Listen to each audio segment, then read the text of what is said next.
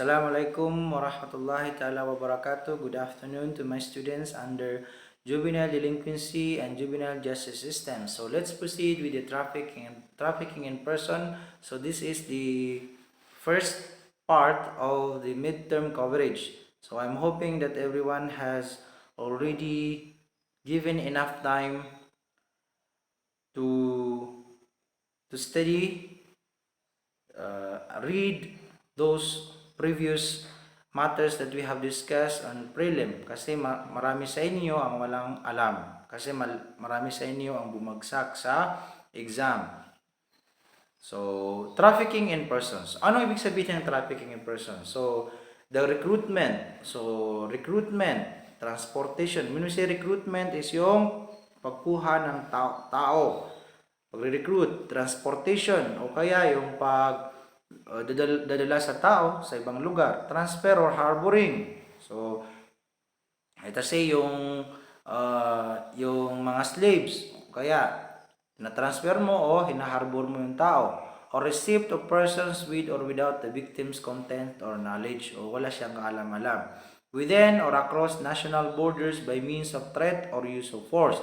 So, hindi masasabi na trafficking in person kung wala itong mga elements na ito. By means of threat or use of force, or other forms of coercion, abduction, fraud, deception, abuse of power or prostitution, taking advantage of the vulnerability of the person, or giving or receiving of payments or benefits to achieve the consent of a person having control over another person for the purpose of exploitation, which includes at a minimum the exploitation or the prostitution of others or other forms of sexual exploitation, forced labor or services, forced labor or services, slavery, servitude, or the removal of sale of organs. So, kapag ganyan yung ginagawa ng tao, so pwede siyang masangkot sa trafficking in person.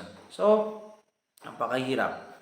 The recruitment, transportation, transfer, harboring, or receipt of a child for the purpose of exploitation shall also be considered as trafficking in person even if it does not involve any of the means set forth in the preceding paragraph. So, kahit na walang use of force, kasi BB pa yan, child. So, ibig sabihin, so trafficking in person pa rin yung kaso mo. So, what do you mean by qualified trafficking in person? Take note of the word qualified. So, tanda na, magiging kaso mo is qualified trafficking in person when the trafficked person is a child, kapag bata yan. Diba? When the adoption is effective through Republic Act 8043 and said adoption is for the purpose of prostitution. Ito ang pinakamahirap. Pornography, sexual exploitation, forced labor, slavery, involuntary servitude, or debt bondage. So yan ang kahirapan sa qualified trafficking in person. When the offender is an ascendant, if ever na lolo halimbawa, lolo, tatay, parent, sibling, guardian, or a person who will exercise authority over a trafficked person, or when the offense is committed by a public officer or employee. So if ever na kamag-anak yan, so ginawa siyang prostitute, binibenta, o kaya ginawa yan ng public officer or employee, so qualified trafficking in person, because ang mga tao niyan is entitled, di ba? Entitled. Tulad sa bata, walang kaalam-alam. So ikaw na matanda, alam mo ang mali sa tama, so qualified, di ba? O kaya naman you entitled ka sa pagiging magulang dahil nag-adapt ka, so qualified.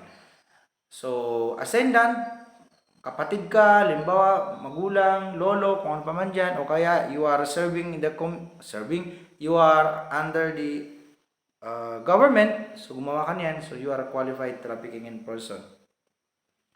Mayroon din tayong word na forced labor and slavery. Ito ang pinakamahirap during the old ages. Refers to the extraction of work or services from any person by means of enticement, violence, intimidation, or threat, use of force or coercion, including deprivation of freedom, abuse of authority or moral ascendancy, debt, bondage, or deception. Yung halimbawa, re-recruit mo, papuntahin mo sa Saudi Arabia. Ngayon, ang ginawa mo pala is pagtrabahuin mo sa isang factory na hindi siya makalabas-labas, niloko mo siya, di ba? Tapos wala ka pang ibinibigay na sahod niya. So, forced labor and slavery yan. Then, we also have sex tourism. It refers to a program organized by travel and tourism-related establishment and individuals which consist of tourism packages or activities utilizing and offering escort and sexual services or enticement for tourism. So, yung kinukuha mo yung kanyang tawag dito,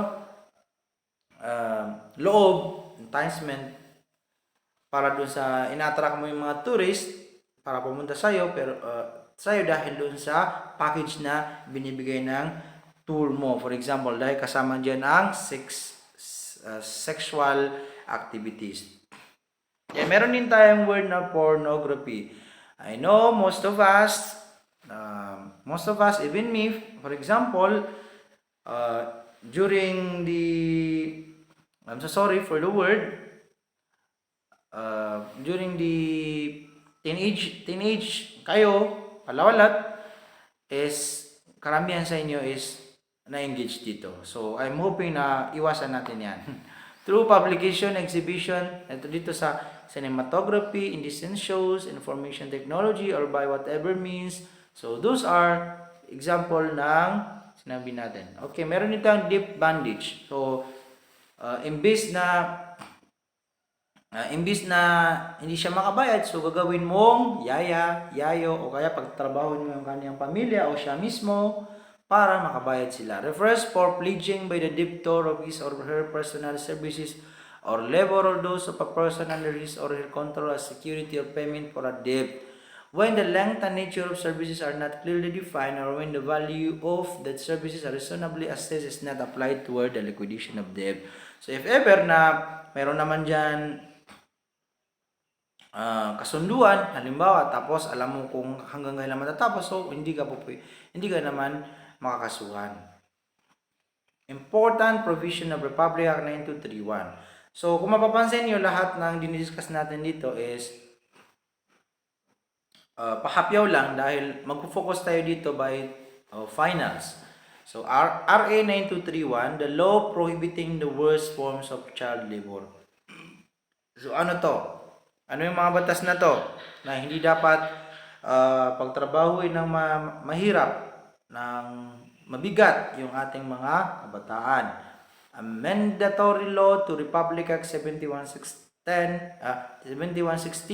and Republic Act 7658 amended the provision of RA 7160 regarding working children, approved on December 19, 2003.